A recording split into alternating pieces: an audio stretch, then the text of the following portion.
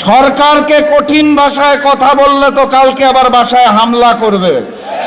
তাহলে সম্মানের সাথে বিনয়ের সাথে বলতে হবে, মাননীয় প্রধানমন্ত্রী, মাননীয় স্বরাষ্ট্রমন্ত্রী, মাননীয় জ্বালানি মন্ত্রী, এতই যদি মজুদ থাকে তাহলে এত বড় লাইন কেন?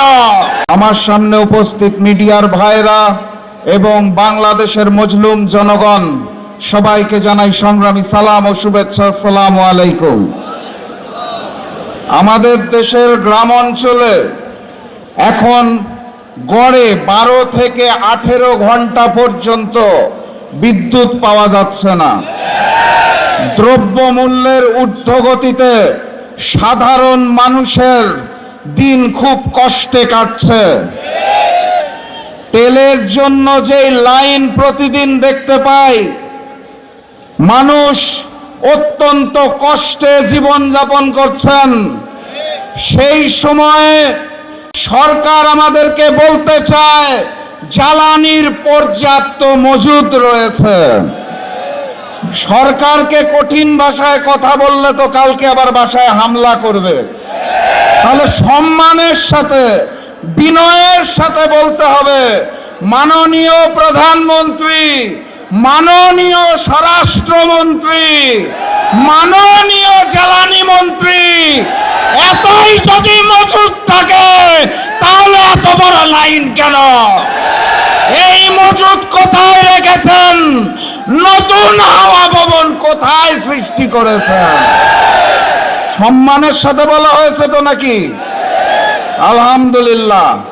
আর আজকের এই সমাবেশ থেকে স্পষ্ট ভাষায় জানিয়ে দিতে চাই, গণভোটের জনরায়ের আলোকে ওই জুলাই সনদ এই বিএনপি সরকার বাস্তবায়ন করবে না।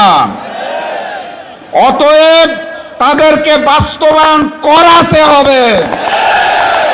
আর আমাকে যারা প্রতিদিন প্রতিনিয়ত হত্যার হুমকি দিচ্ছেন তাদেরকে স্পষ্ট ভাষায় জানিয়ে দিতে চাই, বাংলাদেশের মানুষের সাথে বেইমানি করে দিল্লির সামনে মাথা নত করে আপনাদের মতো প্রতিদিন ধুকে ধুকে মরব না। আল্লাহ নির্ধারিত সময়ে মৃত্যুবরণ করব, তার আগে পর্যন্ত ইনসাফের জন্য লড়ব ইনশাআল্লাহ। সবাই লড়াইয়ে প্রস্তুত আছেন? আগামীর লড়াইয়ের প্রস্তুতি আছে?